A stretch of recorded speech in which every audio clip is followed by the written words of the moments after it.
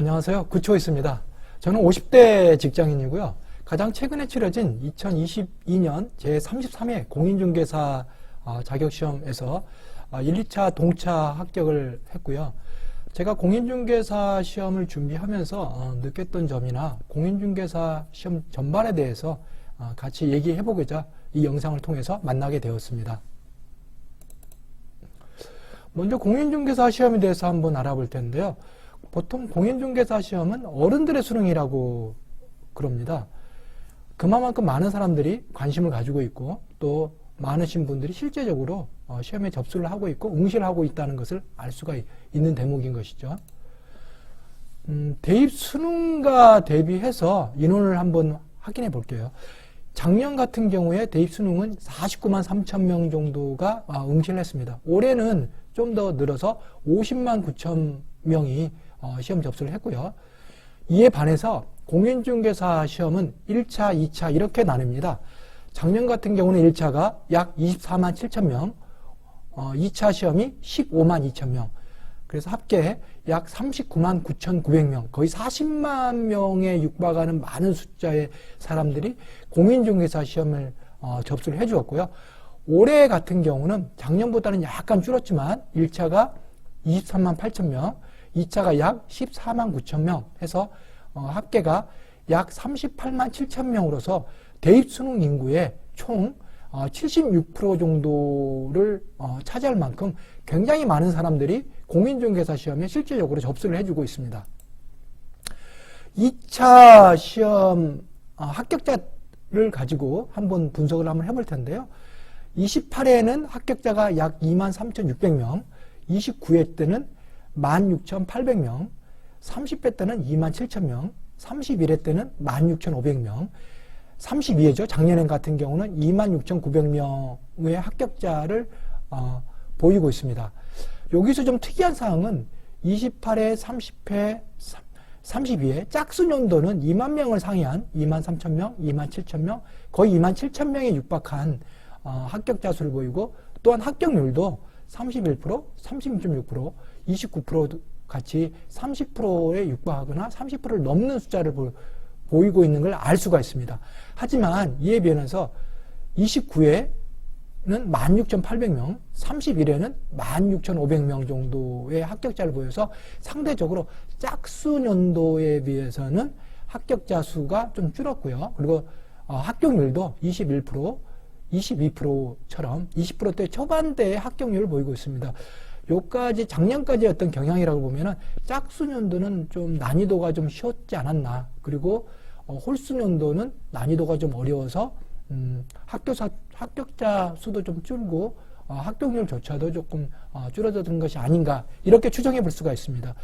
이런 흐름을 가지고 제가 시험을 준비했을 때 33회죠. 올해 같은 경우에 합격자 수도 많이 줄어들고 그리고 합격률도 좀 줄어들 거로 예상이 됐는데 실제로 시험을 봤더니 굉장히 어려웠습니다. 난이도는 극강이라고 생각할 만큼 시험은 어려웠는데 막상 데이터를 이렇게 받아보니까 합격자 수도 외려 작년보다 1,000명 정도가 늘어서 27,900명 정도로 합격을 했고요. 그러니까 1,000명이 늘었던 거죠. 합격률도 31%를 넘었습니다. 이 숫자를 보면서 올해 준비하셨던 분들이 좀 더 시험이 어려워질 걸로 좀 추정을 하고요. 좀 더 많이 시험 준비의 깊이를 더했던 것이 아닌가. 그래서 합격자 수가 좀 증가를 하고 또 합격률도 좀 늘어났던 것이 아닌가. 이렇게 추정을 해봅니다. 한번 연령대별로 다음은 합격자를 한번 볼 텐데요. 작년하고 올해를 가지고 한번 합격률을 한번 보도록 하겠습니다. 먼저 10대입니다. 작년에는 19명이 합격을 했고요. 올해는 28명 했습니다. 거의 좀 늘었긴 했지만 대동소이하는 걸로 이렇게 보이고요. 20대인 경우에 작년에 3,346명이 합격을 했고요. 올해는 3,200명을 합격을 해서 소폭이지만 약 줄었습니다. 다음에 30대는 작년에 7,149명에서 올해 6,841명으로 20대와 더불어 30대도 줄어든 것을 확인할 수 있습니다. 이에 반해서 40대는 작년에 8,453명이 합격을 했는데 올해는 8,900명으로 약 500명에 가까운 숫자가 증가된 걸 알 수 있습니다. 50대도요. 작년에는 6,597명이 합격을 했는데 올해는 7,363명으로 약 640명 이상이 합격자가 증가를 한 걸 볼 수 있습니다.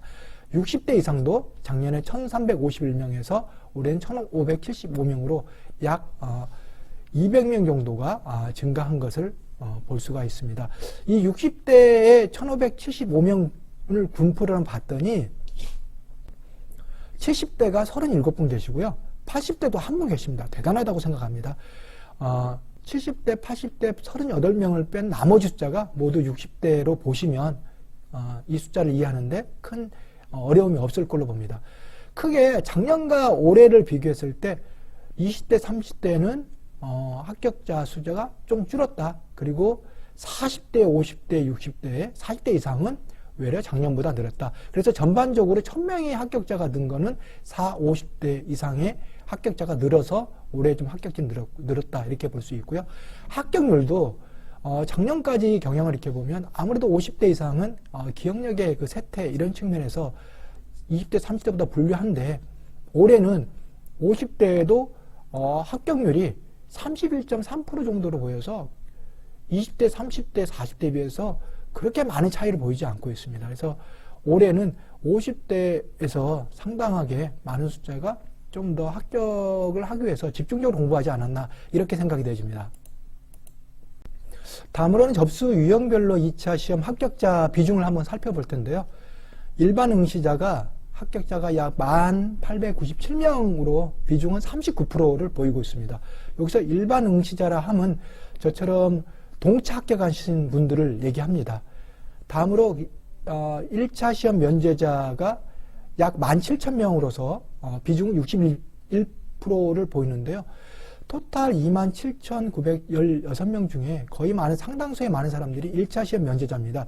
여기서 1차 시험 면제자라고 얘기하는 것은 작년도에 1차 시험 합격을 해서 올해에는 1차 시험이 면제가 되고 2차 시험만 보신 분들이죠. 이런 분들이 17,000명 정도가 있다라는 것입니다.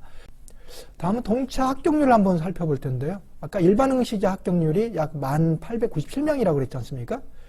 이 인원을 1차 접수 인원 약 23만 8천 명을 기준했을 때는 약 4.6% 정도의 합격률을 보이고 있고요. 이걸 응시 인원 기준했을 때 응시 인원이 약 17만 6천 명 정도가 응시를 했습니다. 이 인원을 기준해서 보면은 6.2% 정도의 동차 합격률을 보입니다. 이 숫자에서 알 수 있듯이 합격률 자체가 그렇게 높지는 않습니다. 그래서 만약에 시험을 준비하고자 한다 그러면 동차 합격을 위해서는 좀 많은 노력을 좀 기울여야 될 것 같다라는 데이터를 보여주고 있습니다. 지금까지 보였던 모든 데이터들은 큐넷에서 확인할 수가 있습니다. 다음은 공인중개사 시험에 대한 전반적인 것에 대해서 한번 알아보고자 합니다. 첫 번째로 들 수 있는 것은 학습해야 될 과목 수가 많고 암기가 쉽지 않다는 겁니다. 1차 과목이 2과목, 2차가 4과목 이렇게 구성되어 있는데요. 과목 수가 벌써 6과목으로서 좀 많죠. 그리고 과목들이 생소해서 암기가 그렇게 쉽지는 않습니다. 두 번째는 1, 2차 시험을 같은 날에 실시한다는 것인데요. 공인중개사 시험은 10월 마지막 주 토요일 날 1차, 2차를 같이 동시에 실시를 합니다. 다른 시험 같은 경우에 자격시험 같은 경우에 1차를 먼저 시험을 보고요. 거기에 합격한 사람들이 한해서 2차 시험을 보게 되는 반면에 공인중개사 시험은 1, 2차를 같이 실시하기 때문에 원하면 1차, 2차를 같은 날에 볼 수 있습니다. 그래서 본인의 학습 역량에 따라서 봐서 1차, 2차 시험을 같이 보든지 또는 1차만 보든지 이렇게 택해도 됩니다. 세 번째는 과목 평균 60점만 넘으면 합격을 하거든요. 과락 점수는 40점이고요. 그래서 100점 만점 시험이 아니기 때문에 절대 점수로서 6점만 넘기 때문에 그렇게 숫자로 보면은 어려운 시험은 아니다 이렇게 생각할 수 있습니다.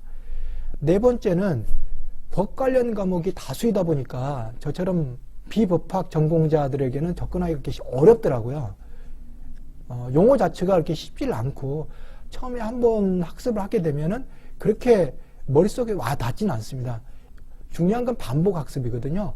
반복 학습을 통해서 익숙하다 보면 비로소 법 관련 과목들이 눈에 익숙해진 것을 아마 느낄 수 있을 것 같습니다.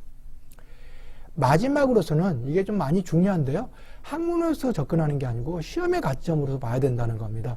저희가 중고등학교 때 시험은 개념을 알고 거기에 따른 심화 내용을 좀 분석을 하게 되면은 문제를 풀 수가 있는데, 공인중개사 시험은 기본 개념조차도 시험에서 어떻게 이 문제가 보여지는지 라는 것을 염두에 두고 공부를 해야 되거든요. 그래서 중요한 것은 시험의 관점으로 이것이 문제화됐을 때는 어떻게 보여지는지 많은 연습이 필요하다는 겁니다. 저는 이 5번째 항목이 많이 좀 중요하다고 이렇게 생각이 되집니다. 다음은 공인중개사 시험 과목에 대해서 알아볼 텐데요. 1차 시험과 2차 시험이 있는데요. 1차 시험은 부동산학개론하고 민법으로 구성되어 있습니다. 각각 40문제고 토탈 80문제죠. 이걸 100분 동안에 이렇게 풀게 되어 있습니다. 그래서 80문제를 100분 동안에 풀기 때문에 시간이 굉장히 부족합니다. 1분에 한 문제 정도를 풀 수 있어야 되기 때문에 사전에 정말로 개념 다지기를 정말 해야 되고요. 이 개념 다지기를 통한 문제풀이 방법을 익혀야지만 문제를 정확하게 풀 수가 있을 걸로 보입니다. 2차 시험 과목은 1교시와 2교시 이렇게 나눠져 있는데요. 1교시는 공인중개사법이 40문제, 그 다음에 부동산 공법이 40문제 이렇게 해서 80문제를 100분 동안에 풀게 되어 있습니다. 2교시는 부동산 공시법과 부동산 세법 두 개 과목 자체가 전혀 틀리지만 저희가 계산했을 때는 부동산 공시법과 부동산 세법을 공시세법으로 한 과목으로 계산해서 이걸 40문제로 계산합니다. 이걸 50분 동안에 문제를 이제 풀게 되는데요. 2차를 전반적으로 보면 여기 나온 부동산 공법의 난이도가 굉장히 어렵습니다. 범위도 굉장히 넓고요. 또 깊이도 굉장히 있는 것 같아요. 제가 보기에. 그래서 60점을 이상을 확보한다는 게 이렇게 쉬운 숫자는 아닙니다. 저 역시도 6점이 좀 안 되는 점수를 좀 했거든요. 그의 부족한 부분을 일단 공인중개사법으로 보충을 했습니다. 그래서 2차 시험의 핵심은 공인중개사법을 고득점 목표 과목으로 선정을 하고요. 여기에 좀 더 치중을 해서 목표를 잡아나가서 학습을 하게 된다 그러면 공인중개사법의 부족한 부분을 메꿔서 충분하게 평균 60점 이상을 확보할 수 있지 않을까라고 생각이 되집니다. 다음은 공인중개사 학습 방법에 대해서 소개를 하려고 그러는데요. 첫 번째는 학원 수강하는 방법입니다. 아무래도 이제 직장인들 같은 경우에 시간적인 여유가 없기 때문에 학원 수강이 여의치는 않지만 만약에 시간적인 여유가 있으신 분들한테는 직접 학원에 수강하면서 오프라인에서 수업을 통해서 강의를 듣고요. 같이 공부하시는 분들을 통해서 자극을 받는 것 또한 좋은 방법이라고 생각을 하거든요. 그래서 시간적인 여유가 된다 그러면 학원 수강하는 것을 추천드립니다. 두 번째는 대표적인 유명 학원들이죠. 에듀윌, 박문각, 해커스, 랜드프로, 그 다음에 공인모 같은 공인중개사 카페에서도 인강을 수강할 수 있게 돼 있거든요. 어느 학원이 좋은지는 저는 이제 굳이 평가를 하기는 좀 어려울 것 같고요. 다 모든 학원들이 각자의 장점을 갖고 있기 때문에 한번 맛보기 강의를 통해서 수강해 보는 것도 괜찮다라고 생각이 되집니다. 마지막으로 추천드리는 것은 무료 인강을 이용한 학습 방법입니다. 저는 무료 인강을 통해서 공부를 했고요. 무료 인강의 장점은 일단 무료니까 경제적인 부담이 전혀 없습니다. 교재비 정도만 부담이 되고요. 또한 제 생각에는 강의 내용도 굉장히 우수합니다.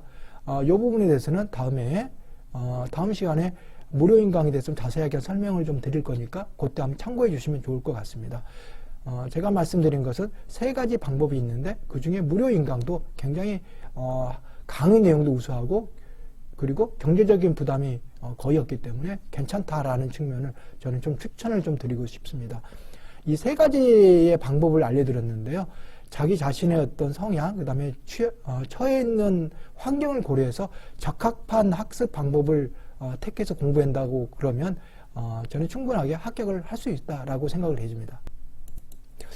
다음은 학원이나 인강에서 연간 학습 스케줄에서 한번 알아볼 텐데요.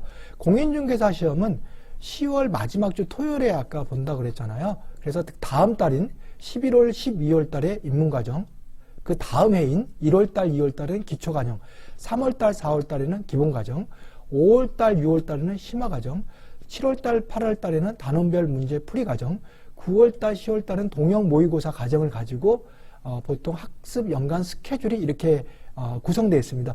여기 나와 있는 명칭들은 각 학원별로 약간 상이한 것을 볼 수가 있지만 큰 틀에서 이렇게 좀 흐름이 좀 가 있는 걸 알 수가 있을 것 같습니다. 강의 시간을 한번 계산해 보면 이 한 과정당 2달이 한 과정이더라고요. 2달을 8주로 계산하면 과목별로 약간 차이가 있지만 한 과목당 4시간을 계산해 보면 32시간이 보통 소요가 됩니다. 그래서 한 과정당 32시간의 시간이 소요가 되고요. 이걸 6과목으로 계산하면 192시간이 소요됩니다. 이건 1배속으로 공부했을 때의 시간 기준이고요. 과정이 추가되면 그만큼 시간이 증가가 되겠죠. 이상으로 간략하게 공인중개사 시험 전반에서 알아봤고요. 다음 시간에는 공인중개사 시험 준비 과정에서 고려해야 될 사항들을 가지고 영상으로 만나보도록 하겠습니다. 들어주셔서 감사합니다. 고맙습니다.